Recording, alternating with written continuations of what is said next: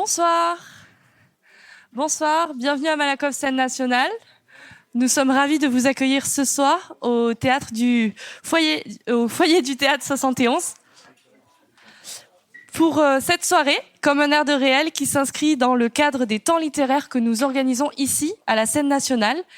Alors c'est le deuxième moment que nous vous proposons en partenariat avec la revue 21, puisque nous avions accueilli ici en octobre dernier le romancier, poète et performeur Marin Fouquet pour une lecture-performance de son dernier roman À la Terre, publié aux éditions 21 bis.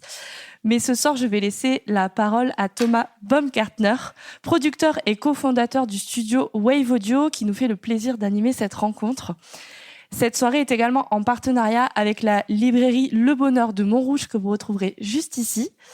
Merci s'il vous plaît de bien éteindre vos téléphones portables et je vais laisser la parole à Elsa Fener, rédactrice en chef de la revue 21. Merci, bonsoir. Bonsoir. Merci d'être venus si nombreux jusqu'à Malakoff, d'avoir bravé la ligne 13 qui s'est arrêtée. Je ne sais pas si certains ont subi l'arrêt. Ça marche ? Non, ça ne marche pas. Mais comme disait un prof de philo, le réel, c'est ce qui résiste. C'est notre sujet, non ? Pas mal. Merci au théâtre de nous inviter pour une seconde édition, qui doit vouloir dire que la première s'est pas trop mal passée, qui était assez expérimentale, mais très chouette, très intéressante. Merci à Wave Audio, ici représenté par Thomas, qui va animer et capter l'intervention. Merci aux collègues d'Indigo qui sont déplacés. Ça fait vraiment plaisir de vous voir. Pourquoi est-ce qu'on organise une rencontre autour du réel, du réel et de la création littéraire et journalistique ? Parce que la revue 21 que vous connaissez peut-être, enfin qui est à la fois une revue et depuis quelques semaines un site internet également, un média. La revue 21 se propose de raconter des reportages et des enquêtes à dévorer comme des romans. Tout est dans le comme. Vous voyez l'idée. Ça permet de dire que, comme des romans, donc... Ah non, je vais vous faire participer. Si c'est comme des romans, c'est pas des romans. Voilà. Exactement. Donc c'est pas des romans, ça veut dire qu'on est dans le réel. On est dans une certaine exigence journalistique. Mais qu'est-ce que ça veut dire être dans le réel ? Qu'est-ce que ça veut dire... Voilà. Ça, c'est un vaste débat journalistique. Et de plus en plus, on est contacté par des sociétés de production audiovisuelle qui disent, pour les plateformes, Netflix, HBO, etc., vos histoires nous intéressent, vos histoires vraies, issues du réel, on voudrait les mettre en série, en document. Voilà. Soit c'est du documentaire, donc c'est l'histoire un peu réelle telle qu'elle est racontée dans un documentaire, soit elle est carrément fictionnalisée. Voilà, c'est un peu tout ce qui est estampillé histoire vraie semble avoir le vent en poupe. Donc on est assez démarché en ce sens. Donc c'est peut-être ce qu'on va voir un petit peu ce soir, et 21 en ce sens, et un espace de réflexion autour du réel, de la création et littéraire et journalistique, malheureusement pas encore théâtrale. Peut-être Maurice, le directeur, est là, peut-être du théâtre un peu plus tard. Hein. On peut se lancer. Voilà, merci et bonne soirée à vous. Merci Elsa. Effectivement, la question qui va nous occuper ce soir est vieille comme la littérature, ou peut-être même vieille comme l'inspiration. Qu'est-ce qui se passe entre le réel et la création ? Effectivement, comme disait Elsa, vaste question. Est-ce que, autrement dit, quel est c'est le grand duel entre Il était une fois et D'après une histoire vraie. On est dans cette question-là. D'après une histoire vraie, d'ailleurs, ou inspirée de faits réels, sur les œuvres qui nous sont présentées, que ce soit en littérature, au cinéma. Ça apparaît parfois comme une sorte de label, mais on ne sait pas trop un label de quoi. C'est un label de sincérité, un label d'authenticité, une sorte d'argument complémentaire, supplémentaire. Mais pourquoi cet argument ? Bon, voilà une question. Et puis, il y a aussi l'idée de la discussion ce soir. Elle est venue d'une sorte de constatation que je vous livre là, qu'on peut ou pas partager. Mais la représentation du réel a un peu tendance à se réduire. C'est-à-dire qu'aujourd'hui, on est quand même assez facilement sous le feu roulant de l'information. de l'actualité. Les écrans sont souvent occupés par ça avant toute chose.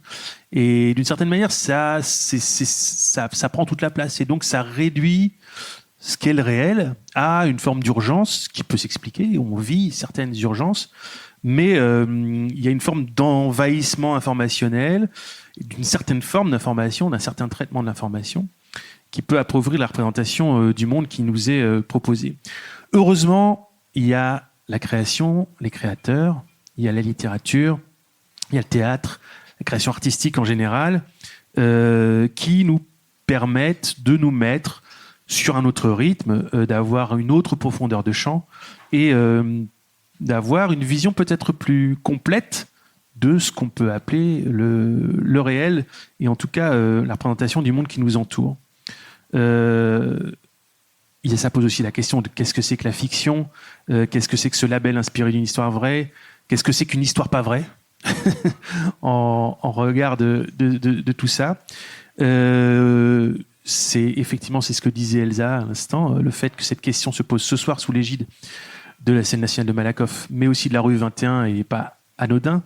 21 a remis au goût du jour ce qu'est une forme de journalisme narratif, littéraire. Donc on est déjà dans ce croisement-là. Et donc voilà, donc une fois tout ça étant posé, on va pouvoir commencer à discuter avec les invités de ce soir. À ma gauche, il y a Philippe Vassé, qui est rédacteur en chef de Glitz, une lettre d'enquête sur le luxe, créée et diffusée par Indigo Publications, c'est assez récent, créée en septembre. Auparavant, vous avez été rédacteur en chef d'Africa Intelligence et d'Intelligence Online, toujours chez Indigo, et Plume aussi, de 21. Voilà, à vos côtés, à votre gauche, il y a Valérie Suner. Bonsoir, vous êtes metteuse en scène et directrice du théâtre de la Poudrerie à Sevran, dont une production est prévue la saison prochaine, ici, au Théâtre 71, la scène nationale de Malakoff. À côté de vous, il y a Mathieu Simonet, romancier, qui vous menez en ce moment, ici même, à la scène nationale, un projet qui s'intitule « Vous êtes ici », où il est question d'histoires vraies, du réel raconté par le prisme de ceux qui ont vécu ces histoires-là. On en parlera sans doute dans notre discussion. Et à côté de vous, Ramsès Kefi, bonsoir, journaliste, ex-Libération, ex-21, et désormais néo-romancier. Ouais. Et on peut dire qu'à ce titre-là, justement, vous êtes vraiment pile dans l'endroit de ce qu'on va évoquer ce soir, ce rapport entre réel et création. Je voulais commencer par une question à Mathieu, parce que, en préparant un peu les discussions de ce soir, vous avez évoqué un texte qui date de 98 de Christophe Donner, qui s'appelait, c'était un livre, Contre l'imagination. Je me rappelle très bien de ce livre parce que moi, j'avais pas compris ce titre. J'ai fini par le comprendre, un petit peu peut-être. Mais est-ce que vous pouvez nous dire en quoi vous, romancier, anciennement avocat, ça a suffisamment résonné pour que vous fassiez référence à ça en évoquant la rencontre de ce soir? Effectivement, moi j'ai toujours voulu être écrivain et j'avais une image d'Épinal de l'écrivain. Et pour moi, un écrivain devait avoir de l'imagination et justement, il devait construire des histoires inventées. Et s'il était dans le réel, ça n'était pas un écrivain, c'était peut-être un journaliste, c'était peut-être un historien, mais ça ne pouvait pas être un écrivain. Et donc, je me forçais à inventer des histoires. Et en fait, je me rends compte que ça ne m'inspirait pas d'inventer des histoires. Et un jour, en 98, je lis Contre l'imagination de Christophe Donner, qui explique qu'on peut être écrivain en partant du réel. Et j'ai eu l'impression de faire mon coming out, de me dire, mais moi aussi, je suis écrivain et c'est le réel qui m'intéresse. Donc ça a été je crois que souvent dans l'écriture, l'essentiel dans l'écriture, c'est pas d'avoir de la technique, c'est de se sentir autorisé. Et grâce à ce livre, je me suis senti autorisé à écrire à partir du réel. On peut se poser la question si les débats qui nous occupent n'est pas un peu franco-français. J'ai envie de poser la question à Philippe Vassé. Je vous ai présenté, j'ai oublié de présenter votre autre identité. Voilà. Vous êtes romancier, vous avez publié plusieurs romans, notamment chez Fayard. Il y avait un livre blanc qui est là, entre autres. Est-ce que cette question du rapport au réel, de comment on met le réel, notamment dans l'écriture romancée, par exemple, est-ce que les Américains se la posent comme ça? Oui, bien sûr. Depuis, il y a eu tout le mouvement des ce qu'on appelait le gonzo-journalisme, qui étaient des gens qui faisaient un petit peu l'inverse de ce que vous dites, c'est-à-dire qui racontaient le réel comme si c'était déjà un roman, en fait, Hunter Thompson, tout ça, etc. Donc oui, c'est quelque chose qui existe. Je veux dire, est-ce qu'il se pose la question, c'est-à-dire que ce soir on se pose la question, est-ce qu'il n'y a pas quelque chose de plus naturel, justement, une forme de liberté qui est un peu plus prise, ou en tout cas prise en amont de ce qui se passe ici?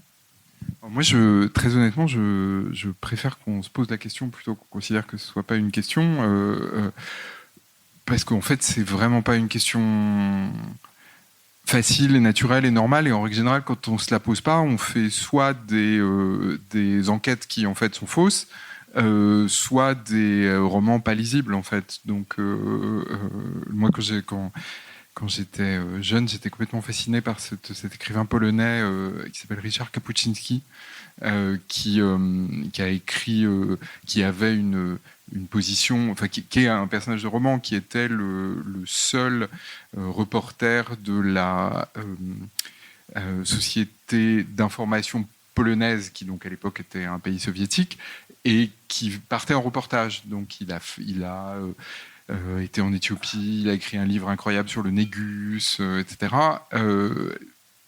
Donc ces livres sont hallucinants, sauf qu'évidemment ils sont assez largement faux. Donc voilà, c'est pas une question qui va de soi, je trouve, du tout. Et en règle générale, s'y colter, c'est se la poser sans cesse et pas avoir de réponse facile, sinon aussi embrouillée que la réponse que je viens de faire. Une de vos solutions, vous, dans votre pratique, c'est de vraiment séparer vos deux activités, l'investigation d'un côté, journalistique, et l'activité littéraire, qui a un lien avec le réel, avec la géographie notamment, qui est des grandes questions que vous abordez. Mais malgré tout, voilà, c'est deux masques, deux visages. Oui, clairement, même de le séparer de manière névrotique. Quand je suis journaliste, je fais comme si j'écrivais pas de livres, et quand je parle de mes livres, je fais comme si j'étais pas journaliste, ce qui explique mon aisance incroyable ce soir. Je trouve ça plus honnête de pas jouer sur tous les tableaux. Aussi parce que malgré tout n'est pas dans tout, et réciproquement. C'est pas parce une enquête en règle générale va être palpitante et se lire avec d'autant plus d'intérêt qu'on a été hyper rigoureux et qu'on a accepté qu'à un moment ce soit un peu moins excitant que ça aurait pu l'être. En règle générale, on sait qu'on a fait une bonne enquête quand ce qu'on publie est pour nous décevant. Parce qu'il y avait plein de pistes qui étaient hyper excitantes, etc. Le moment où on est le plus excité dans une enquête, c'est quand on la débute. Ensuite, quand on la termine, on voit tout ce qu'on n'a pas réussi à faire, tout ce qu'on n'a pas réussi à prouver, tout ce qu'on ne va pas pouvoir écrire, etc. Et tout. Et un livre, c'est pas du tout la même chose, en fait. Donc, mais est-ce que vous avez eu besoin de la littérature pour justement, à côté d'un travail qui peut être frustrant, qui est généralement frustrant pour celui qui l'a fait, pas forcément pour celui qui la lit, parce que justement il y a ces pistes qui n'ont pas pu être exploitées, c'est vous qui les connaissez, et pas le lecteur. Mais est-ce que c'est un besoin de liberté qui vous fait avoir une œuvre littéraire à côté d'un travail journalistique d'investigation? Pour abonder ce que je disais tout à l'heure, c'est-à-dire que toute cette question réelle, fiction, etc., moi j'ai toujours eu l'impression d'être jamais en surplomb, de jamais avoir de réponse claire et tranchée, et que je puisse asséner comme ça sur un ton d'évidence. Pendant très longtemps, j'ai vécu le fait de faire à la fois de l'enquête et des livres comme quelque chose de mutuellement exclusif, en fait. C'est-à-dire que c'était que je les faisais parce que j'avais envie et parce que c'était comme ça, mais qu'en fait ça pouvait pas durer. Voilà, que c'était pas c'était pas du tout l'un qui nourrissait l'autre. Alors que n'importe qui peut voir que, évidemment, mon boulot nourrissait mes bouquins, etc. Mais pour moi, c'était complètement mutuellement exclusif. Et à un moment, je vous passe les détails qui n'ont que peu d'intérêt, mais à un moment, je me suis retrouvé pendant 1 an à ne faire que écrire des romans. Et donc, je me suis dit, bon, voilà, là, résolution, voilà, point d'orgue, etc. Et ça a duré 2 semaines. Et vous dites, je suis entier à ce moment-là? Oui, enfin voilà, c'est pas forcément. Il y avait une chose qui était préférable à l'autre, mais c'était cette espèce de truc que je faisais un peu en boxant dans le noir, comme disent les anglophones. Voilà, il y avait l'accord était résolu, voilà, pour prendre une métaphore harmonique. Et ça a duré 2 semaines. Au bout de 2 semaines, le fait de faire que écrire, de pas enquêter, de pas aller flairer des trucs, etc. C'était pas possible en fait. Et donc alors que c'était pas du tout l'endroit où j'étais, n'était pas du tout fait pour ça. Je me suis remis à faire du journalisme, etc. Et tout. Donc finalement, il y a quelque chose qui fonctionne, mais je le maîtrise pas très bien. Et ça fonctionne comment en termes d'organisation du temps? Est-ce que c'est... Je sais pas si Mais c'est intéressant de savoir, il y a une activité professionnelle qui est celle du journalisme d'investigation, où la place se trouve sur l'écriture littéraire. J'aimerais bien savoir comment ça s'organise, comme ça je pourrais le planifier. Et Moi j'ai l'impression que les deux s'arrêtent jamais. J'ai pas du tout l'impression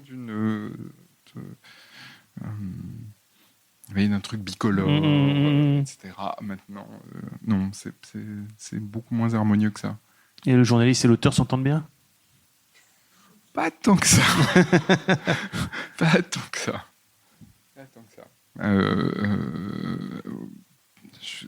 Aujourd'hui, par exemple, j'ai maudit le journaliste parce que je vais passer les détails, mais en gros, j'avais absolument besoin de confirmer une info, et une des rares personnes qui pouvait confirmer une info, c'est un écrivain que j'admire et que je connaissais pas.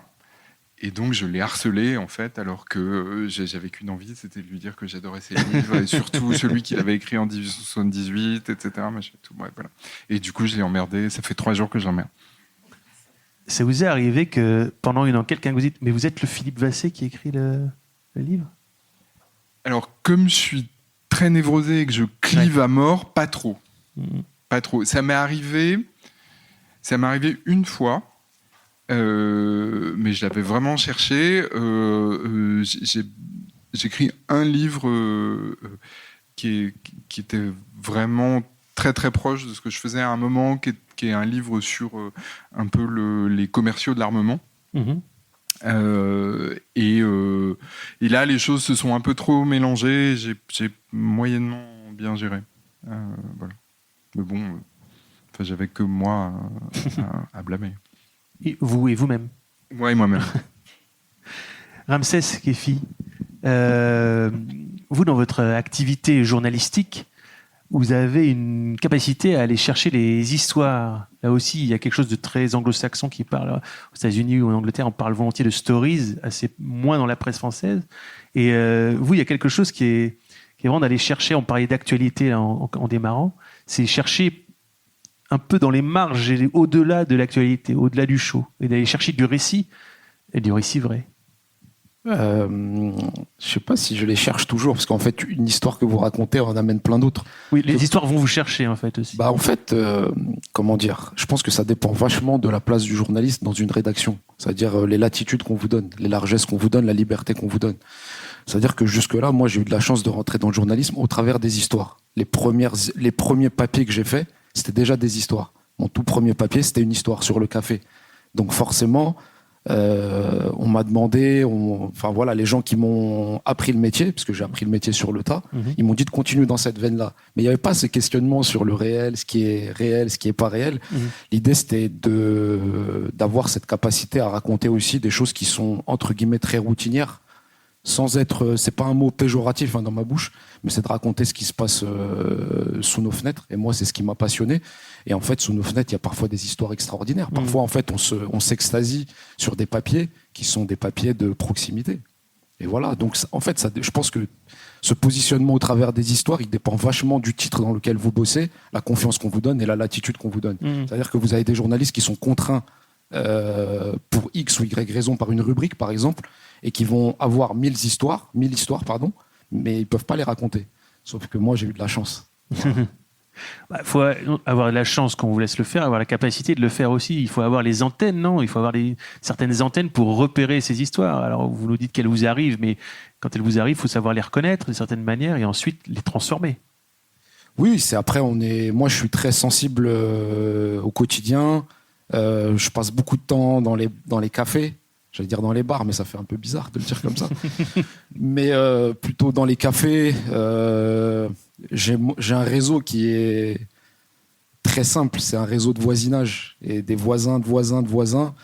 Et voilà, j'ai la capacité peut-être d'avoir ce côté un peu enfantin de m'émerveiller pour peu de choses. Mais j'aime bien ces histoires parce que je trouve qu'elles n'ont pas encore, elles n'ont pas toujours leur débouché dans la presse ou dans les médias, dans les titres pour lesquels on bosse. Et en fait, voilà, c'est la chose qui me passionnait le plus. Donc j'ai eu la chance de pouvoir le faire à certains moments. Voilà. Comment on repère une bonne histoire? Comment on sait que ce dont on entend parler, ce qu'on vous raconte, qui est forcément parcellaire, va donner lieu à une histoire qui fera 5, 6, 7, 10 pages?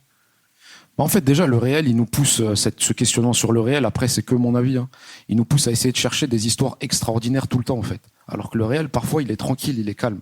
C'est la façon dont vous allez mettre en valeur les personnages, mettre en valeur des situations, mettre en valeur des petits détails. C'est ça qui fait la différence.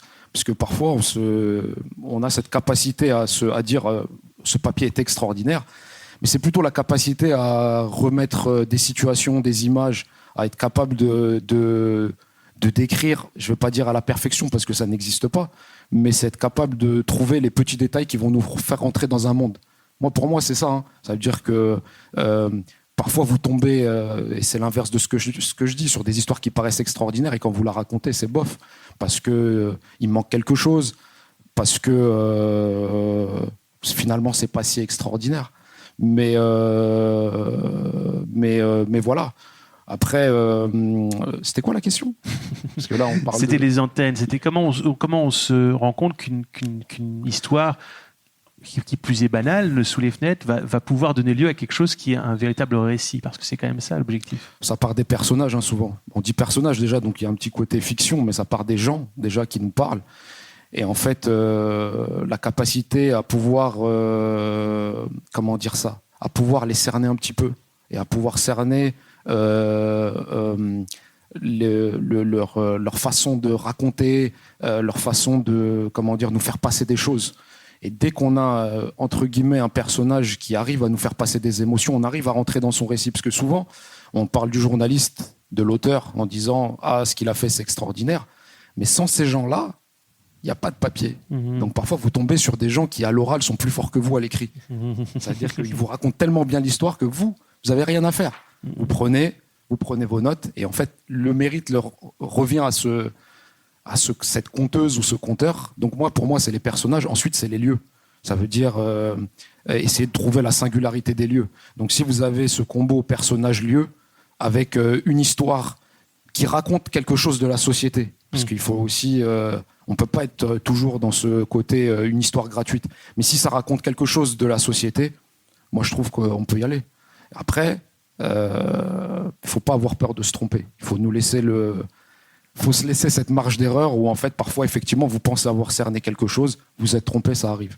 Mais dans ce récit du réel, il faut parfois se dire que parfois on va se tromper, l'histoire était pas bonne, mais fallait le faire. Voilà. Est-ce que vous pouvez nous raconter comment, sur un exemple précis, d'une histoire que vous avez pu raconter, comment elle vous est parvenue et comment vous êtes allé au bout? Je vais rester corporate, je vais parler 21. Par exemple, dans un 21 précédent qui était sorti à l'automne, on avait raconté avec un collègue un chasseur kabyle de Pantin. Donc en fait, c'était un homme qui descendait tous les jours sous nos fenêtres et on le voyait passer avec ses claquettes, il allait chercher le pain et tout. Il était un peu taiseux. Puis un jour, il y a eu un événement à l'endroit où il vivait et il s'est un peu ouvert. Et à un moment, sa langue a fourché. Il a dit à dimanche, je peux pas, je vais à la chasse. Donc il y a le lieu, Pantin, un quartier populaire. On se dit que c'est pas très... On n'est pas en Sologne, quoi. Voilà. Donc lui, il chasse, donc ça veut dire qu'il a un fusil. Il a un fusil. Et en fait, on se rend compte que, à partir du moment où il s'ouvre, il peut vous raconter ce qui se passe à Pantin, il peut vous raconter la Kabylie, il peut vous raconter l'Algérie, il peut vous raconter la France, il peut vous raconter la forêt, les bois, les animaux. Et on se dit que, à l'époque, on était aussi, le débat s'arrête jamais, mais il y avait ce débat sur les animaux, la chasse, c'est bien, c'est pas bien. Et en fait, cette porte d'entrée permet de raconter une histoire un peu, on va dire, parallèle avec ce personnage qui ramène d'autres personnages, parce qu'il chasse pas tout seul, sinon ce serait un peu bizarre.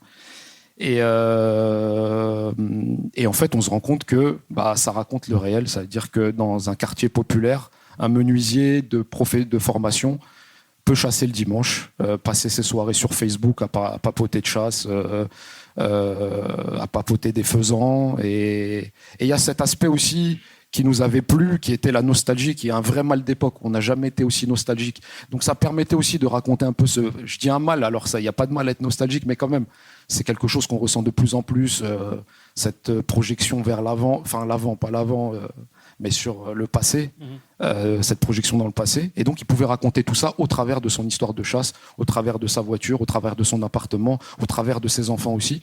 Donc voilà, c'est un peu ça. Une bonne histoire doit, ou en tout cas peut être un révélateur, en fait, au-delà d'elle-même. Oui, je pense. Une bonne histoire, déjà, c'est qu'il y a un point de départ. C'est très difficile, par exemple, d'être dans le réel si on vous dit allez à Malakoff et racontez-nous Malakoff. Là, c'est un peu plus compliqué. Il faut un point de départ, je pense. Ça, pour moi, c'est le b.a.-ba. Alors, parfois, on fait des histoires qui partent de rien. Il n'y a pas de... Mais dans l'idéal, c'est de partir de quelque chose. Et je pense que vous avez des personnages qui permettent aussi de freiner un peu le flux de l'actualité. C'est-à-dire que là, aujourd'hui, on est très... on est contraint par un rythme qui est pas tout à fait naturel, je pense. Ça va trop, trop vite. Et partant de là, vous avez des personnages qui vous permettent d'arrêter le temps, des situations qui vous permettent d'arrêter le temps. Ça fait du bien pour le lecteur, puisque le lecteur, c'est quand même le destinataire principal, mais ça nous fait du bien aussi à nous. Ça veut dire qu'on nous raconte des histoires et on se dit waouh, ça va, ça freine. Il n'y a pas de bandeau rouge qui va s'allumer, il n'y a pas de... Donc ça fait du bien. Mais, pour finir, il y a aussi le fait que c'est peut-être un questionnement, mais le réel aussi se raconte de plus en plus difficilement dans le journalisme, parce que il y a une pression des réseaux sociaux aussi. Mais pas que sur la vitesse, mais sur les auteurs. Il y a la peur aussi pour certains, notamment des jeunes journalistes qui arrivent. C'est difficile d'aller raconter une situation, notamment quand il y a une situation polémique. Et en fait, vous ramassez pendant tout un week-end une centaine, 150, 200 tweets, vous êtes insulté de tous les noms et tout. Donc parfois, de plus en plus, on essaie de sécuriser en se disant on va raconter des histoires qui sont cadrées, comme ça, il n'y aura pas de problème. Mais ça, c'est peut-être inconscient. Voilà. Sur la question de comment l'échange se fait entre ceux qui créent et le réel, et comment ceux qui créent peuvent agir sur le réel, comment le réel agit sur ceux qui créent. Je voudrais qu'on parle avec vous, Valérie Suner, sur votre travail que vous faites à Sevran, au Théâtre de la Poudrière, depuis 2011.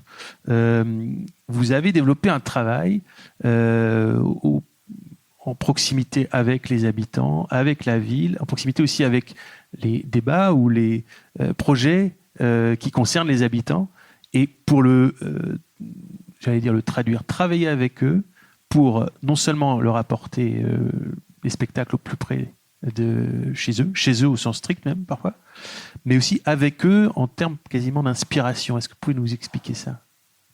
Alors effectivement, le théâtre de la Poudrerie existe maintenant. Poudrerie, pardon, je me suis trompé. C'est pas grave. On fait souvent la confusion. Existe maintenant depuis 2011, donc ça va faire 13 ans cette année. Et j'ai développé un projet, puisque c'est moi qui ai créé le théâtre de la Poudrerie, de théâtre de la socialité, et c'est un projet où on est complètement axé sur la création participative. Donc tout, absolument tout, dans ce qu'on fait depuis 12 ans part du réel. C'est assez particulier, mais néanmoins, on se rend compte au bout de 12 années qu'on peut traiter le réel de façon extrêmement diverse et variée. Et moi, je suis metteuse en scène, mais je travaille avec de nombreuses équipes artistiques. Notamment, là, on a Émilie Prévoto, Amine Adjina, qui vont présenter le spectacle Transformers ici, qu'on fait en collaboration avec le Théâtre 71 cette année. Et donc, effectivement, l'important pour nous, c'était de rencontrer les habitants au plus près. Donc, on a développé puisque à Sevran, mais dans beaucoup de villes de France, il y a 85% de la population française qui ne va pas au théâtre. Et du coup, dans un premier temps, on s'est dit, on va aller chez les gens. On va développer, si les gens ne vont pas au théâtre, on va aller chez eux. Et ensuite, on s'est dit, comment on va faire pour que les habitants qu'on a rencontrés, d'abord à Sevran, puis dans 2, 3, 4, maintenant une quinzaine de villes autour, comment on va réunir ces habitants qui sont justement de quartiers différents, d'origines différentes. On a à peu près 100 nationalités d'origine à Sevran. Comment on va les réunir autour de projets plus grands, plus fédérateurs, parce que à domicile, il y a une vingtaine de spectateurs qui sont en général les voisins, les amis, les voisins. Comment on va réunir ces gens autour de projets plus fédérateurs? C'est en inversant la place du spectateur, c'est-à-dire en incluant les habitants au sein du processus de création.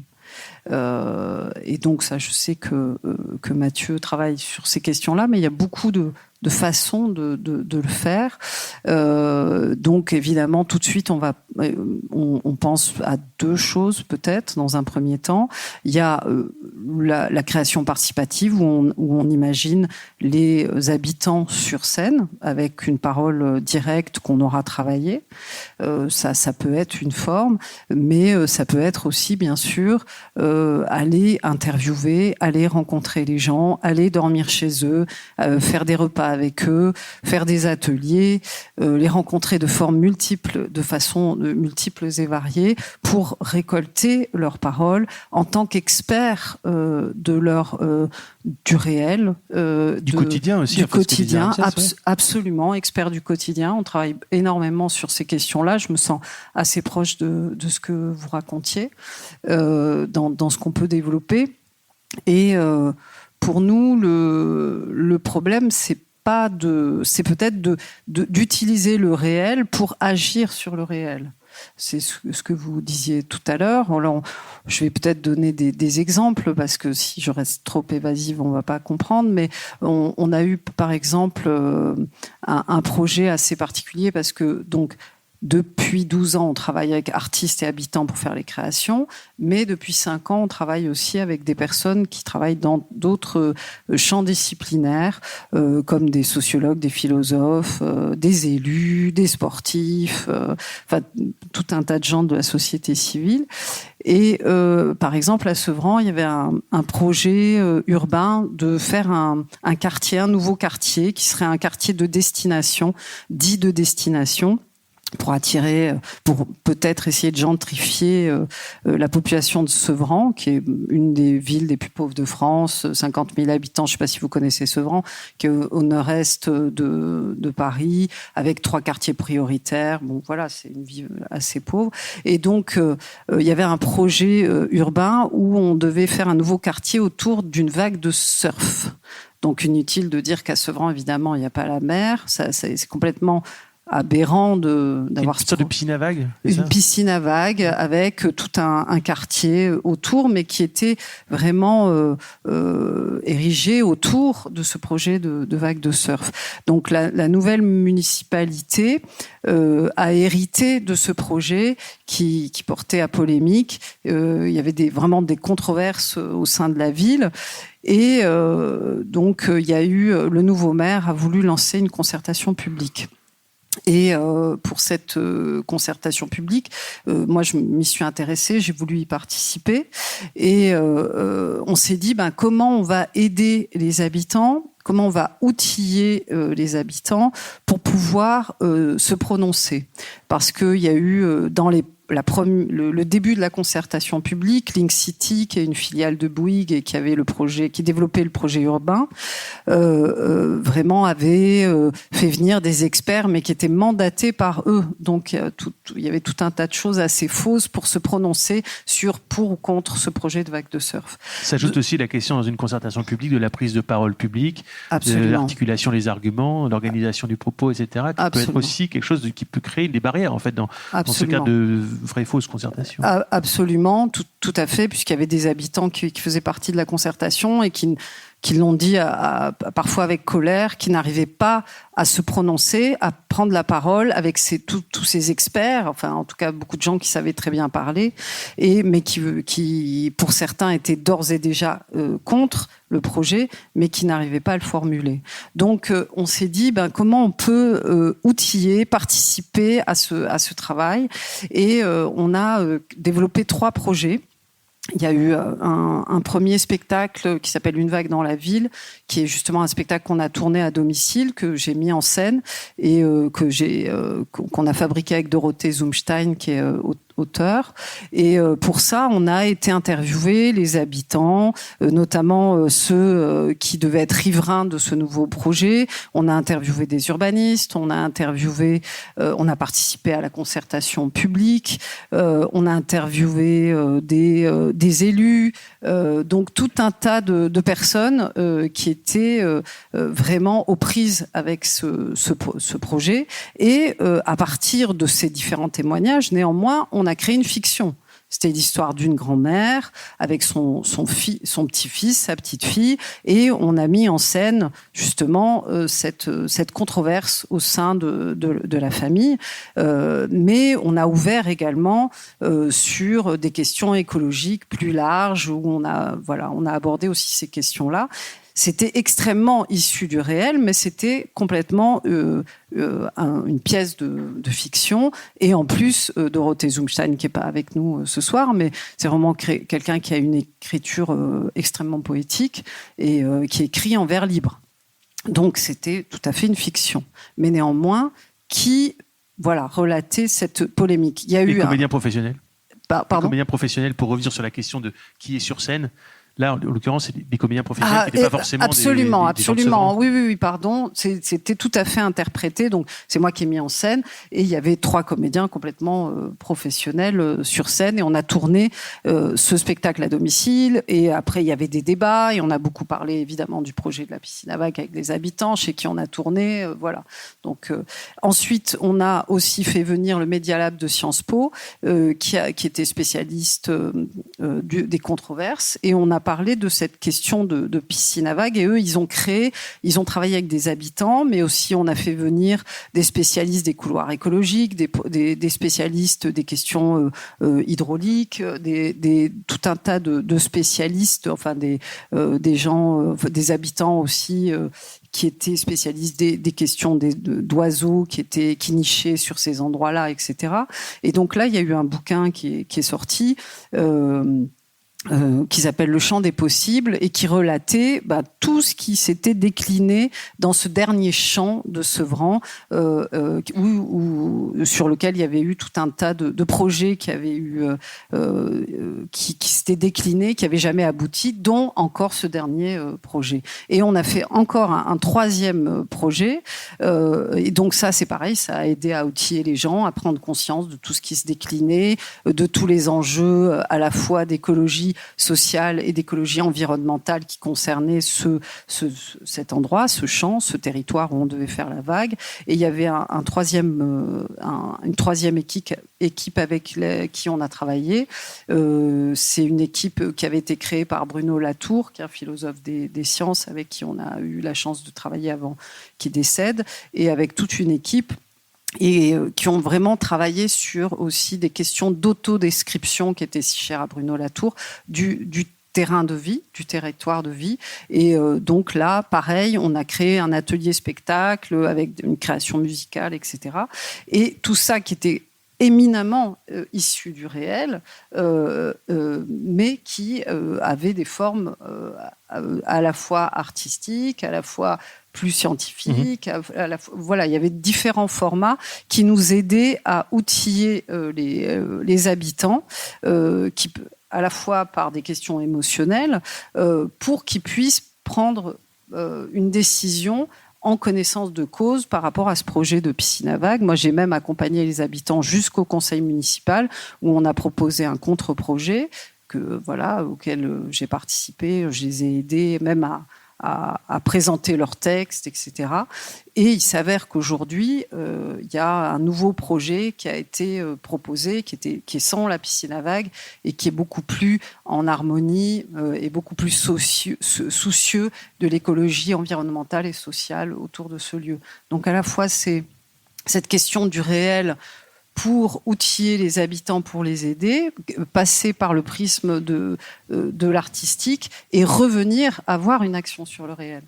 Donc il y a une dimension assez politique dans ce qu'on fait. Oui, et on comprend que cette mise à distance par le fait de monter, le premier projet dont vous parliez, là, cette pièce, qui n'est pas une illustration immédiate des débats, mais qui les contient, permet aussi de l'observer, de créer éventuellement du débat. Mathieu Simonet, comment vous entendez ce que Valérie Schinner vient de présenter, vous qui travaillez, alors on va parler du projet que vous menez ici, mais cette question d'agir sur le réel par la création, ça aussi, ça vous intéresse?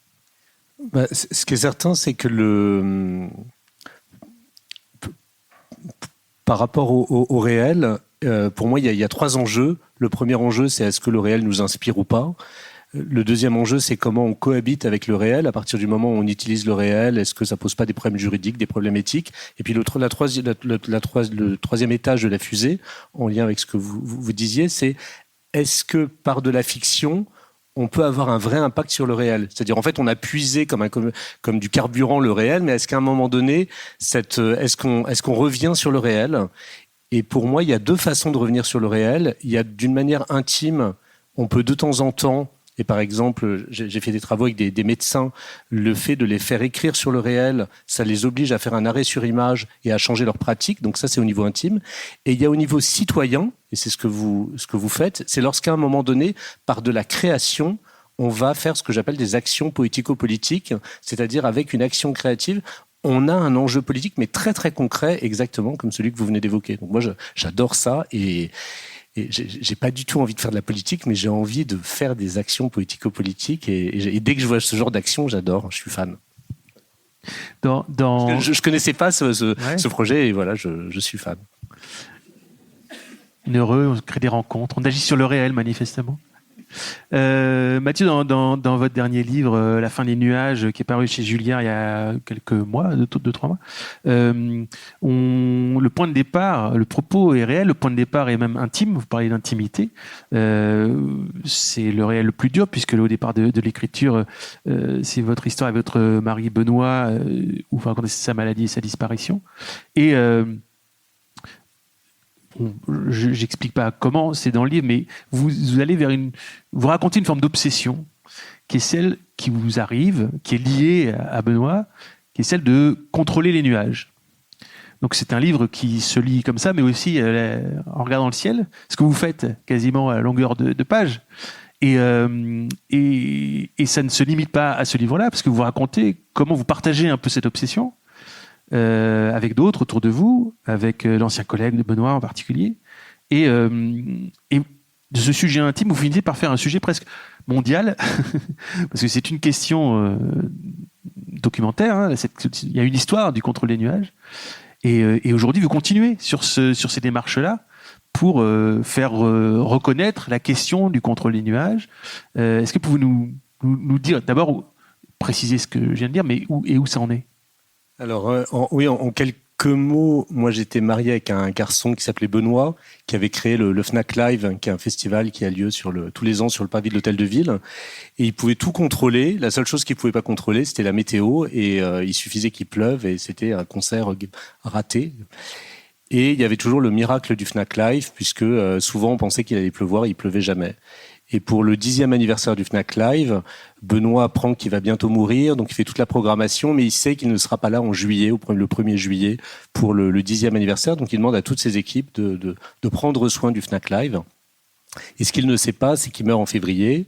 En mars, c'est le confinement. et tous les concerts, tous les festivals vont être annulés. Donc il ne sait pas, il n'a jamais su que le 10e anniversaire du Fnac Live n'a jamais eu lieu. Et à partir de là, j'ai eu une obsession.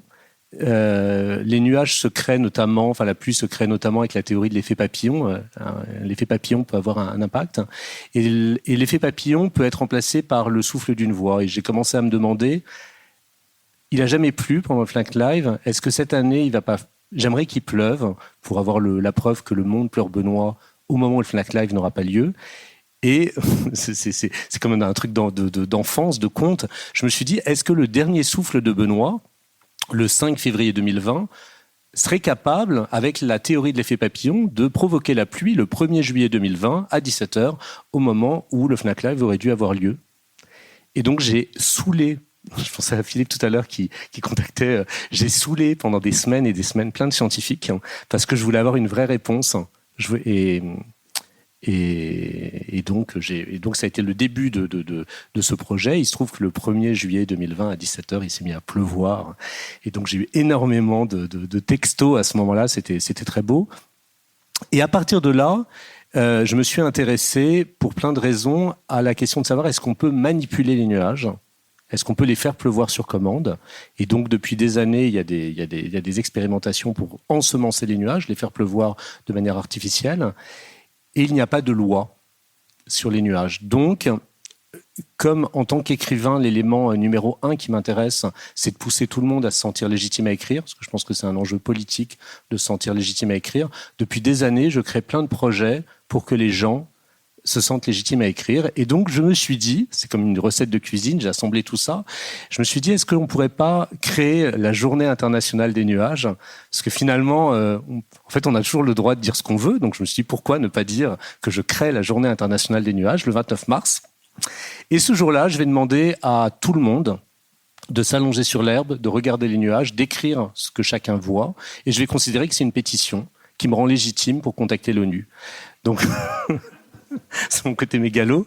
Alors c'est vrai que la mort de Benoît aussi aide de temps en temps à être un peu mégalo, mais tout d'un coup je me suis... Et donc très concrètement, ça a commencé le 29 février 2022.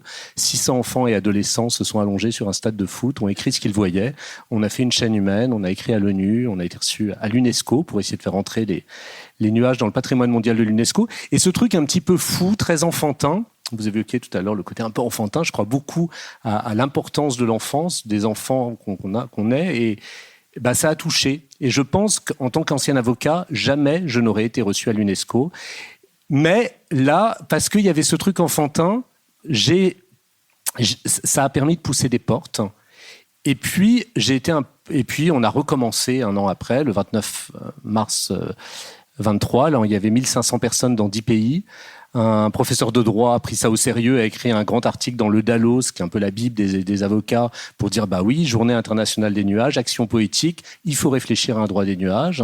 Et puis plein de gens ont commencé à me contacter, l'école d'architecture de Nancy, en me disant mais nous on va faire des monuments aux nuages.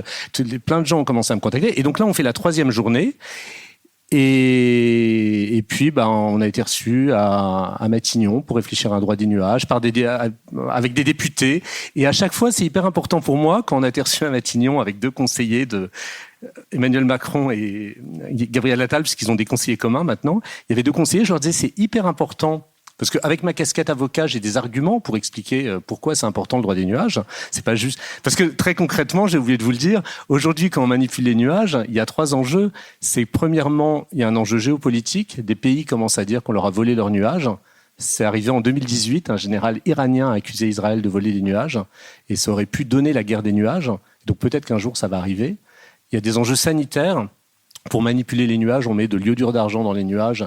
Et certains estiment que c'est dangereux, pour plein de raisons. Et puis troisièmement, un enjeu environnemental. Quand on pense à la théorie de l'effet papillon, on peut se dire est-ce qu'on joue pas aux apprentis sorciers ? Donc aujourd'hui, l'idée c'est de se dire c'est quand même grave qu'il n'y ait aucune loi. Et puis je vais mettre une toute petite exception, c'est qu'il n'y a aucune loi sauf une, c'est que les Américains avaient transformé les nuages en armes de guerre pendant la guerre du Vietnam, et pour faire des inondations. Et à la suite de ça, ça a créé un scandale. Et l'ONU a fait une convention qui indique que maintenant, on n'a pas le droit de manipuler les nuages pour en faire une arme de guerre. Donc, si c'est dans un contexte pacifique, on fait ce qu'on veut, mais dans un contexte de guerre, on n'a pas le droit grâce à cette convention de l'ONU qui a été signée par quasiment tous les pays, mais pas par la France. Donc, un de mes enjeux, ça serait que la France signe cette convention, et c'est d'autant plus important que cette convention dit qu'on n'a pas le droit d'utiliser le nuage comme arme de guerre contre les pays signataires. Quasiment tous les pays européens l'ont signé. La Russie l'a signé. La Russie n'a pas le droit de transformer les nuages comme arme de guerre contre l'Allemagne, contre l'Espagne. Il y a un pays contre lequel la Russie pourrait, c'est la France. Est-ce que ça va donner des idées pendant les JO? J'en sais rien. Mais donc j'expliquais à Matignon à quel point c'était important que la France signe cette convention et que c'était important de raccrocher cet enjeu politique à un enjeu poétique, c'est-à-dire de toujours se souvenir que c'est parce que des enfants, des adolescents, des gens se sont allongés pour observer les nuages qu'on en est là. Et là, je voyais bien que les conseillers me disaient non, mais si c'est sérieux, il faut laisser la poésie de côté. Et moi, je disais non, je crois vraiment que c'est une autre façon de faire de la politique, de faire des actions poético-politiques, et que c'est extrêmement important. Et c'est pas juste pour se faire plaisir, c'est pas juste parce que c'est esthétique. Je crois que c'est un truc hyper important, et c'est pour ça que je suis hyper touché par tous les projets poético-politiques, quand ça va en plus jusqu'au bout. Je trouve ça hyper important. Et souvent, je dis que pour moi, l'art, c'est réaliser des rêves d'enfants avec des gestes d'adultes. Et je trouve que c'est une façon, justement, d'aller au bout de cette idée. Et donc, de fil en aiguille, j'ai fait cette action de Journée internationale des nuages. Et puis, on m'a proposé d'écrire un livre. Ça devait être un essai, un pur essai. Et puis, au fur et à mesure, l'éditrice m'a dit, mais cet essai sur le droit des nuages, en même temps, c'est intéressant, cette histoire avec Benoît. Et donc, c'est devenu finalement un livre hybride où c'est à moitié un livre, c'est sur les nuages, sur le deuil, sur Benoît. C'est devenu une espèce de livre très hybride. Avec beaucoup de relief, avec effectivement beaucoup de différents types de profondeur, une granularité, on va dire, très, très, très variée, qui donne aussi son élan à ce livre-là, et dont on comprend que c'est un élément issu du réel, qui se retrouve dans une œuvre de création, qui repart vers le réel. Il y a ce mouvement-là qui est très clair. Le réel a des creux, le réel a des manques parfois. On va peut-être en parler quand on fait acte d'écriture ou de création autour des questions du réel. Parfois, le réel n'est pas vraisemblable, donc c'est compliqué. Et parfois, il y a des manques. Est-ce que, je voulais en parler avec vous, Philippe Vassé, dans un livre blanc, par exemple, votre sujet, c'est d'aller voir ce qui se passe dans des zones non cartographiées, en tout cas des sortes d'angles morts géographiques. Est-ce que c'était ça qui vous intéressait, c'est-à-dire que tout d'un coup, il y avait un creux à combler et que la littérature pouvait agir à cet endroit-là? Non. C'était pas, je cherchais pas à agir. C'était beaucoup plus égoïste que ça. On prend une carte IGN, il y a des endroits qui sont blancs, qui sont pas cartographiés, et je trouvais ça incroyable en fait. Et je voulais juste aller voir ce qui échappait aux cartographes en fait. Qu'est-ce que les cartographes n'étaient pas capables de représenter. Et donc c'est pour ça que j'ai fait. C'est exactement ce que disait Ramsès. C'était vraiment une aventure de proximité. Il y avait quelque chose au bout de la rue qui n'était pas représentable par un cartographe, donc forcément c'était extraordinaire. Et par contre c'était donc personne n'y a cru. C'est-à-dire que quand j'ai raconté l'histoire à mon éditrice, elle m'a dit non mais c'est un super roman, mais je crois que Borges l'a déjà fait. Je dis non mais c'est pas un roman, c'est vrai. Elle me dit comment ça c'est vrai? Donc je sors ma carte, je monte là. Elle me dit ah ouais, c'est dingue. Non mais c'est un défaut de fabrication. Je pense que il faut pas que tu fasses ça. Et après donc du coup dans le livre il y a des extraits de cartes justement pour éviter le côté c'est pas un roman, c'est vrai. Et ensuite donc c'est très concret mais ça va avoir un sens. Donc du coup le fait qu'il y ait ces extraits de cartes dans le livre rendait le livre extrêmement cher à faire. Et donc du coup à l'époque j'étais édité par Hachette et Hachette m'a dit c'est formidable, très belle idée, tout ça, etc. Par contre les cartes en couleur en plus avec les droits de l'IGN, etc. ça chiffre pas mal.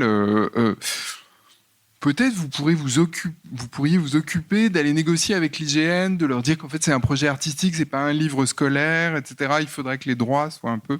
Donc ce que j'ai fait, je suis allé voir l'IGN et je leur ai expliqué mon projet. Et là, ils m'ont tous regardé en me disant, mais il n'y a pas de défaut dans nos cartes. J'ai dit, non, bien sûr. Là, vraiment, moi, vraiment, l'IGN, j'adore. Donc, vraiment, c'est pas du tout une critique. C'est juste que, voilà, donc, du coup, je me loge dans ce qui est, voilà, les contraintes de votre art, etc. Et c'est tout de suite monté très, très vite. Ça a tout de suite été très, très tendu. Et donc, ce truc assez simple, en fait, est devenu hyper conflictuel. Et donc, du coup, pendant toute la fabrication du livre, personne ne croyait qu'en fait, il y avait des trous dans les cartes et que... Voilà. Mais la crainte de l'IGN face à l'écrivain, c'est quoi? C'est la manipulation de leur travail? Non, c'est le fait que c'était un livre pour dire que les cartes étaient mal faites. Et alors après, du coup,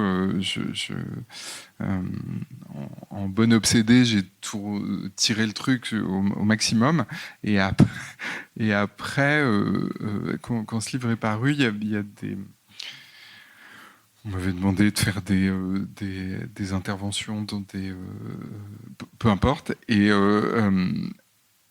Et en fait, il y a la même chose avec les photos. Enfin, il y avait à l'époque, parce que c'est un livre qui est paru en 2007, donc il y a un certain temps.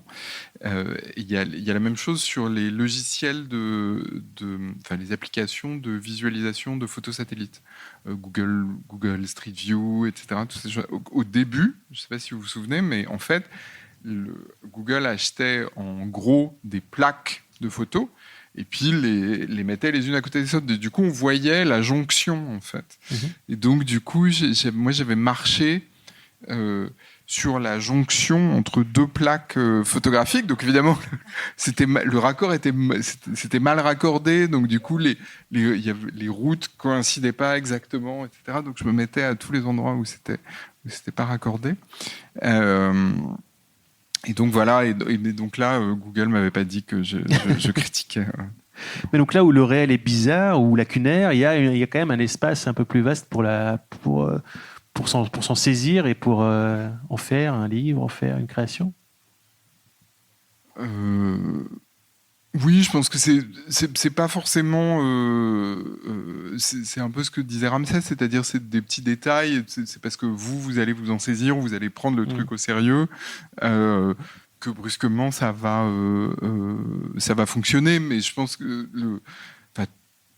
tout le monde avait utilisé des cartes IGN et le blanc avait gêné personne en fait. De fait, ça aurait pas dû me gêner.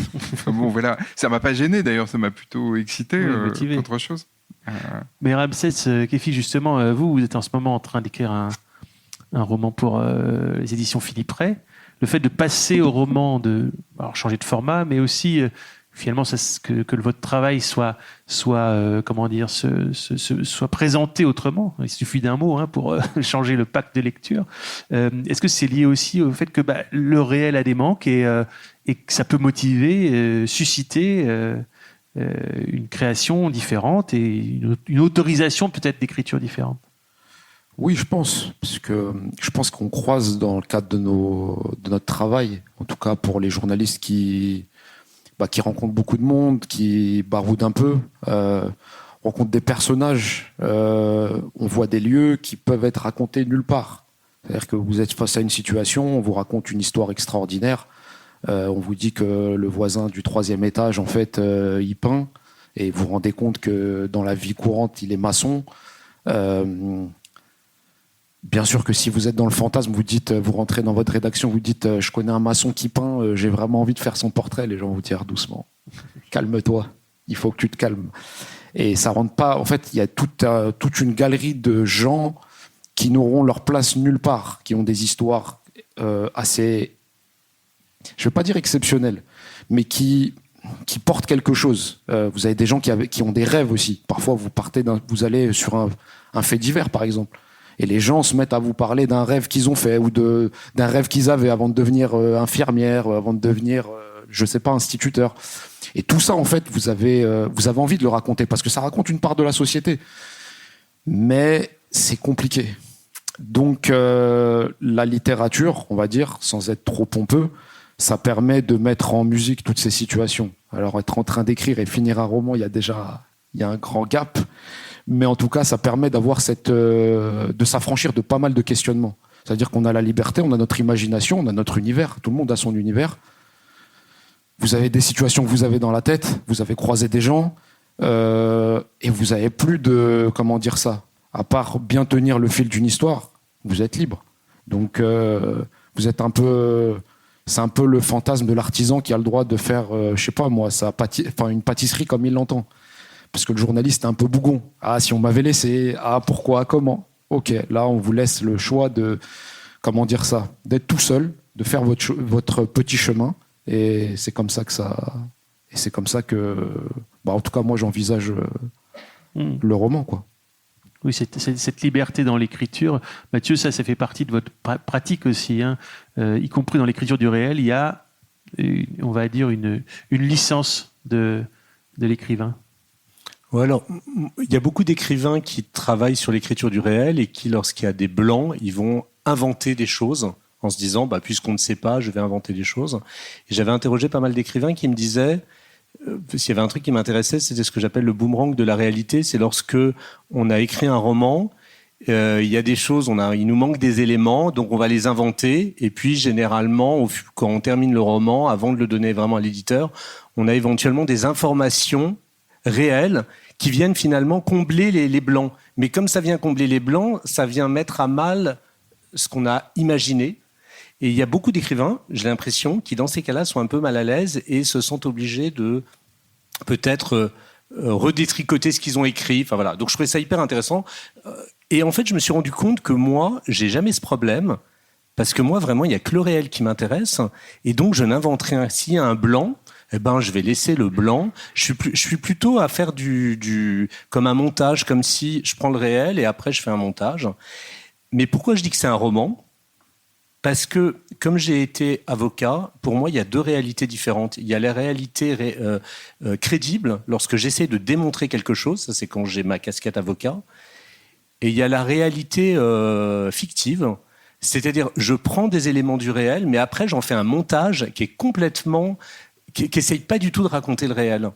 Et donc, dans mes rushs, entre guillemets, d'écriture, j'ai aucun élément d'imagination. Donc après, qu'est-ce que je vais transformer ? Je vais transformer, par exemple, certains prénoms pour que des gens ne se reconnaissent pas. Et souvent, je leur demande aussi leur autorisation. Je leur dis, j'ai mis tel prénom, tel pseudo. Et ce que j'aime bien, c'est c'est toutes les petites histoires que ça va raconter. Par exemple, une femme m'a dit, je suis un peu embêté parce que le prénom que tu m'as, le pseudo, c'est le prénom de la maîtresse de mon mari. Tu pouvais pas le savoir. Et à chaque fois, les antennes du créateur. Comment ? Et donc, heureusement, à chaque fois, je fais ce que j'appelle des négociations avec mes personnages 6 mois avant la sortie du livre. Et donc, ça me permet de rectifier ce genre de petites choses. Ou alors, quand je me trompe, quand j'ai un souvenir, souvent quand on raconte des histoires de famille, de temps en temps, on se trompe. Je me dis c'est pas grave. En tout cas, à aucun moment j'essaye d'imaginer une histoire. Mais par contre, quand j'ai pas ma casquette avocat et quand j'ai ma casquette écrivain, je m'en fiche de savoir si c'est la réalité ou pas. La réalité, elle est juste là pour m'inspirer. Ce qui crée bien sûr plein de malentendus avec la famille, avec les amis, avec. Mais bon, ça c'est quelque chose de classique. On comprend aussi que le réel, traiter le réel, écrire sur le réel est aussi une porte d'entrée. Je crois que vous l'avez dit tout à l'heure. Peut-être plus simple quand on veut partager la question de l'écriture, quand on mène des ateliers d'écriture, quand on mène des choses comme vous le faites aussi, Valérie Sunaire, d'avoir cette matière à portée de main. C'est ce que vous faites en ce moment, Mathieu Simonet, ici au Théâtre 71, avec le projet Vous êtes ici, recueillir des histoires vraies écrites par les habitants de Malakoff, qui se passent dans Malakoff, qui seront ensuite placées sur une carte interactive. C'est une des finalités de ce projet. Il y aura aussi une restitution publique le 22 juin. 22 et 23 juin pour les fêtes de la ville, avec des balades narratives. Donc voilà, oui, le réel comme moteur de l'écriture pour vous, ou de la création, mais aussi pour tout un chacun. On arrive doucement à l'issue de cette rencontre, mais nous allons faire passer un micro parmi vous. J'imagine que vous avez quelques questions à poser aux gens qui sont sur cette scène. Bonjour, merci beaucoup pour ces présentations vraiment très intéressantes. Moi, j'étudie en ce moment la question du journalisme narratif dans le cadre de la médiation des sciences et des techniques en société. C'est mon sujet de mémoire de master. Et j'ai une question que je me pose à la lecture d'articles académiques sur la question, notamment un article de... Alors, désolée, je vais sûrement écorcher son nom, Marie Van Noest ou Van Nost, sur les questions éthiques du journalisme narratif. Donc peut-être que ma question serait un peu plus pour Ramses Kefi, vu que j'ai l'impression, d'après ce que vous en avez dit, que c'est ce que vous faites. Et donc la question de... raconter des histoires et la question des personnages. Vous parlez des personnages et comment est-ce que on peut, par exemple, la question du recueil des informations dans le travail journalistique, c'est quelque chose d'assez cadré, sauf que là, on parle d'émotions, de sentiments. C'est de la description qui est beaucoup plus subjective, qui peut paraître beaucoup plus subjective que dans un journalisme peut-être plus classique. Et donc, ma question, c'est comment est-ce que vous appréhendez cette question-là éthique? Alors, vous ou d'autres, peut-être? Ramsès. Je n'ai aucune éthique, non, je rigole. Non, en fait, je me pose pas trop de questions, en fait. Vraiment, je me pose pas trop de questions. Je suis rentré dans ce milieu, je me pose aucune question. La vérité, c'est que c'est le respect des gens qui va faire la différence. En fait, là où, je sais pas, on laisserait parler une personne qu'on va croiser dans la rue 3 minutes, si j'ai un peu plus de temps, je vais pousser un petit peu plus. Et en fait, ça crée quelque chose dans les mots, dans les silences, dans la façon dans les intonations, dans la prononciation. En fait, tout m'intéresse. Donc, je ne sais pas si c'est ça le journalisme narratif, mais en tout cas, je sais que c'est dans le détail c'est dans les détails que se fabriquent les meilleurs récits, en tout cas. Alors, je dis pas que j'ai fait que des bons récits, loin de là, mais en tout cas, c'est là-dedans que ça se passe. Après, sur l'éthique, c'est le respect de la parole. Si j'y étais pas, j'y étais pas. Je vais pas commencer à créer des situations. Je vais pas commencer à mettre. Je ne m'autorise pas, par exemple, à dire j'ai entendu une histoire et je la recrée, et je la prends à mon compte. Ça, je le fais pas. Ce serait extraordinaire, ce serait super. Mais en fait, j'y étais pas. Donc, j'ai le respect des gens. Quand les gens me disent quelque chose qui est très intime, je les fais répéter. Ça, c'est peut-être, je sais pas si ça rentre dans le cadre de l'éthique, mais j'essaye dans mes articles d'être au plus, comment dire ça, de me mettre à la place des gens avec lesquels j'interagis, entre guillemets, en me disant, si moi j'étais à leur place, est-ce que je manipulerais telle ou telle émotion, tel ou tel sentiment. Donc voilà, c'est ça mon éthique. Mais en tout cas, j'essaye de, comment dire ça, de pas non plus déposer des questions trop, trop abruptes. De me laisser 2-3 libertés. Je sais pourquoi je suis là, mais j'essaie de me laisser 2-3 libertés. J'essaie d'écouter ce qui rentre pas dans l'angle, parce que parfois, en fait, les gens digressent. Je laisse aux gens le droit à la digression. C'est pas une interview politique. Je suis pas Anne Sinclair dans 7/7 pour ceux qui ont connu. Donc j'ai pas, ce truc de, c'est pas Apolline de Malherbe, c'est pas un interrogatoire. Et je pars du principe que les gens nous doivent rien. Voilà. Je pars du principe que quand je vais quelque part, les gens, quand ils se confient à vous, c'est extraordinaire déjà. Donc je suis déjà reconnaissant. Je force pas la main, je coupe pas la parole. C'est très rare que je coupe la parole parce que je sais que comment dire ça, c'est important de laisser les prolongations. C'est un peu comme en foot. Il y a les 90 minutes, mais dans les prolongations, il se passe quelque chose. Dans les arrêts de jeu, il se passe des choses. Et moi, je fais en sorte de travailler avec les arrêts de jeu. Voilà, c'est un peu ça. Je sais pas si ça répond à votre question, mais question d'autant plus pertinente que un des textes fondateurs du journalisme narratif, c'est De sang-froid, Truman Capote, et on se rend compte là, les recherches récentes, relativement récentes, montrent que il a arrangé pas mal de choses, et il a notamment invisibilisé une co-autrice. Donc voilà les choses qu'on apprend un peu plus tard, y compris les textes fondateurs du genre. Oui. Attendez, le micro arrive. Tenez. Merci. Si j'ai bien compris, Ramsès, vous écrivez, enfin, vous faites des récits en forme écrite. Pourtant, j'entends beaucoup de sonores dans la façon dont vous en parlez. Et j'ai 2 questions. Je voulais savoir si, d'une part, vous utilisez un enregistrement dans les conversations, quand vous rencontrez des personnes sur lesquelles vous allez créer un récit. Et d'autre part, est-ce que vous avez travaillé aussi dans le récit sonore, du coup ? En fait, je n'utilise les enregistrements que lorsque je sais que ça va être long et que c'est cadré, c'est-à-dire qu'une personne est d'accord pour me rencontrer. C'est pas une rencontre au débeauté. On sait qu'on va s'installer dans le salon de quelqu'un, on va s'installer dans un café, et je le fais parce que on a changé d'époque. Ça veut dire que notamment quand des récits peuvent être très intimes ou des récits peuvent prêter à polémique, c'est mieux d'avoir l'enregistrement parce qu'on ne sait jamais ce qui peut se passer après. L'article paraît, j'ai pas dit ça, j'ai dit ça, pourquoi, comment. Au moins, on a une base pour discuter.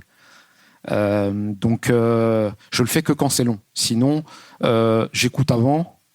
Et puis, quand je sais que c'est parti, parce que parfois, vous rencontrez quelqu'un, ça met 2, 3 minutes, 4 minutes, 5 minutes. Et quand je sais que c'est parti, je pose la question, ça vous dérange pas que je note? Et donc là, c'est pas un enregistrement sonore, c'est plutôt un bout de papier. Et quand c'est parfois les plus jeunes, c'est avec le téléphone directement. Je leur dis, voilà, j'écris pas un SMS, mais je suis en train de... C'est intéressant. Est-ce que je peux noter? Les gens sont plutôt... disent rarement non, puisqu'ils prennent ça pour une marque de respect. Sur le sonore, est-ce que j'ai travaillé dans le sonore? Non. Mais moi, je viens d'une culture très orale. C'est-à-dire que j'ai une bande de copains où, en fait, depuis qu'on est petit, on a vraiment ce truc de se raconter des histoires. On passe notre temps, on a passé des nuits, même quand on était un peu plus jeune, à raconter des histoires. On aime ça. C'est dans notre... je sais pas comment expliquer. C'est naturel pour nous. Mais il y a l'oralité. Ça veut dire que moi, je suis rentré dans ce milieu. Ce qui m'intéressait, c'est de remettre ces récits oraux et de les mettre par écrit. Donc parfois ça marche, parfois ça marche pas. Mais en tout cas, c'était le préalable. Mais l'idée des conteurs, j'aime bien cette idée de conte, parce que on pense que c'est toujours irréel, parce que conte, ça donne, ça nous fait voyager dans les nuages. Mais en fait, les conteurs dans les villages, dans les quartiers, c'est souvent des gens qui sont aussi, qui figent la mémoire. C'est-à-dire que la mémoire d'un quartier, ils l'ont. Donc quand ils vous racontent des histoires, elles peuvent paraître extraordinaires, mais en fait, ça s'est passé, il y a toujours des personnages intéressants et tout. Et dans l'idéal, en fait, quand on fait un récit, je ne sais pas si, journalisme narratif et tout, je ne sais pas si ça rentre là-dedans, mais quand on a un peu de temps, on essaye de trouver le conteur dans le village ou le conteur, on essaye de repérer. C'est pour ça que souvent je demande, mais qui pourrait mieux me renseigner? Et en général, on vous dirige vers quelqu'un qui a un peu la mémoire de tout ça, qui connaît les légendes, et avec, on va dire, un peu d'expérience, on sait repérer celui qui est dans la fable et celui, en fait, qui est garant d'une mémoire. Et même dans la fable, il se passe quelque chose. Ça part toujours de quelque chose, en fait. Ça ne part jamais de rien. Donc voilà. Je ne sais pas si ça répond. Est-ce qu'il y a encore... Oui. Mais vous n'avez jamais parlé d'écriture, alors qu'il me semble que entre le journalisme, je ne sais pas quoi, et puis la fiction, il y a l'histoire de l'écriture. Non, enfin, je ne sais pas. J'ai posé la question à Philippe Vasset qui... Oui, entre son étude de géographie et puis la relation qu'il en fait ensuite dans fiction, il y a un geste d'écriture différent. Je pense que vous aussi, ça doit être entre ce que vous entendez et ce que vous essayez de refaire passer, il y a un travail d'écriture. Ça m'intéresserait de savoir. Ben justement, la réponse, c'est qu'on ne sait pas. En règle générale, on le fait parce qu'on ne sait pas faire, en fait. Alors que dans le journalisme, peut y avoir un savoir-faire. Je sais pas, vous êtes journaliste depuis 25 ans, vous êtes capable d'écrire un papier en 2 heures, d'aller très vite, etc. Et tout. Et un livre, la seule chose qui est évidente, c'est que vous savez de moins en moins le faire. Et que plus vous en faites, et plus vous êtes mauvais, en fait. Ou tout du moins, plus vous vous rendez compte que vous êtes mauvais. C'est vraiment... Il y a pas... Donc du coup... moi, je sais que c'est pour ça que j'en parle pas, parce qu'il n'y a pas du tout de... Il y a on désapprend très très vite, en fait, et autant oui, il y a je pense que je peux dire que je sais écrire des articles, autant un livre, à chaque fois que je commence, je me dis, mais il faut arrêter, en fait, c'est pas possible, en fait. Voilà, et puis si le livre finit par se faire, on se demande un peu comment. Voilà, donc c'est pour ça, en fait. Et même, j'irai plus loin. Je pense que le jour où je parlerai justement comme ça d'autorité d'écriture, ce sera le jour où il faudra que j'arrête, en fait. L'absence de surplomb, c'est quelque chose que vous partagez tous sur scène par rapport aux objets que vous fabriquez ou par rapport aux gens que vous rencontrez. J'ai l'impression que ça fait partie aussi d'une forme de pratique et d'une forme d'éthique. Alors, monsieur, je crois que vous vouliez poser une question, non ? Oui, c'est par rapport à ce rang. Parce qu'il y a un projet qui est au cœur de la ville, si j'entends bien, et je voudrais savoir quelle a été dans le processus la relation au dessin de ce projet. Au dessin. 2SIN. Au dessin. Comment, là, avec les habitants. Au dessin du projet. Oui, comment les habitants peuvent participer à ce dessin, au projet lui-même, quoi. Oui. À l'existence même du projet, au-delà des mots, au-delà de l'écriture, le projet.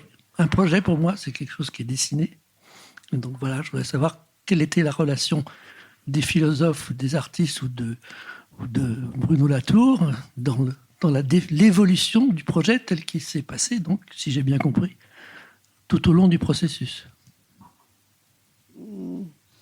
En tout cas, ce qui était important, c'est qu'on reprenne tous les éléments du projet et qu'on le décrive. Il y a eu un gros travail de description à la fois du lieu où il devait y avoir ce projet, à la fois des acteurs de ce projet, que ce soit les acteurs, les végétaux, les animaux, les humains qui habitaient là, les acteurs les gens qui ont travaillé sur le projet. On a essayé vraiment de décrire le projet au maximum et de donner le maximum d'éléments et aussi d'éléments émotionnels, parce que par exemple, c'est ce que je racontais quand on a discuté, ça a permis d'avoir une distance aussi sur le projet. La dimension artistique donne une distance sur le projet parce que le maire, par exemple, de la ville de Sevran m'a demandé de venir à une répétition générale avant que justement les habitants le voient, et pour qu'ils soient tranquilles pour voir la pièce, par exemple, une des 3 créations qu'on a faites, et donc en l'occurrence Une vague dans la ville, cette pièce qu'on a tournée à domicile. Et il m'a dit: ah, mais c'est comme ça que les habitants perçoivent. C'est ça que disent les habitants quand ils parlent tranquillement de ce projet. Donc le projet lui-même, ensuite, on a beaucoup travaillé à l'écriture avec les habitants d'un nouveau projet, mais ça c'était dans le cadre de la concertation publique. Ça les a aidés à avoir des éléments du réel, à la fois du réel émotionnel, mais aussi du réel scientifique sur tout ce projet-là. La question, c'est ce que je voulais savoir, c'est que dans le processus, est-ce qu'il y a une production de dessin, de maquettes? Ah il y a eu absolument, puisqu'il y a eu à la fois un ouvrage qui a été réalisé, qu'on peut lire. Il y a eu à la fois il y a eu tout un document qui a été remis pour la concertation publique. Il y a eu la pièce avec l'écriture de la pièce, et il y a eu l'atelier spectacle qui était avec une création musicale. Mais j'ai l'impression que je réponds pas à la question. Non, je demande s'il y a une production de dessin architectural, paysager, artistique. Ça, bien sûr. Il y avait une première. Excusez-moi, j'avais mal compris. Si vous parliez vraiment de la création, il y a eu évidemment un premier projet qui a été proposé par Link City. Et aujourd'hui, il y a un nouveau projet qui a été rendu à partir des préconisations des habitants qui ont pu se prononcer sur ce qu'ils voulaient ou pas. Mais c'est pas. Alors, les habitants ont écrit des préconisations. Le nouveau projet n'a pas été élaboré par les habitants, a été élaboré par des spécialistes, évidemment, mais auxquels les habitants ont participé grâce à leurs préconisations. Et donc, le nouveau projet est extrêmement différent de l'ancien, puisqu'il n'y a plus de vagues de surf déjà. Merci beaucoup. Merci à tous les quatre d'avoir répondu à ces quelques questions ici. Des propos qui seront utilement poursuivis par les lectures de 21, puisqu'on est vraiment au cœur de la question, des questions qui ont été évoquées ce soir. Philippe Vasset, je rappelle donc Glitz. Ça, c'est la lettre dont vous êtes le rédacteur en chef autour de la question du luxe. Ramsès Kefi, j'ai dit un roman à venir. Mathieu Simonet, vous êtes ici. et d'autres multiples, quand on vous suit, multiples activités, notamment en termes d'ateliers d'écriture. Et puis Valérie Siner, donc le théâtre à Sevran et la pièce Une de perdue que vous mettez en scène et qui sera jouée ici au Théâtre 71 la saison prochaine. Merci beaucoup. Les livres sont là, juste à l'entrée, qui sera aussi la sortie. Merci à vous.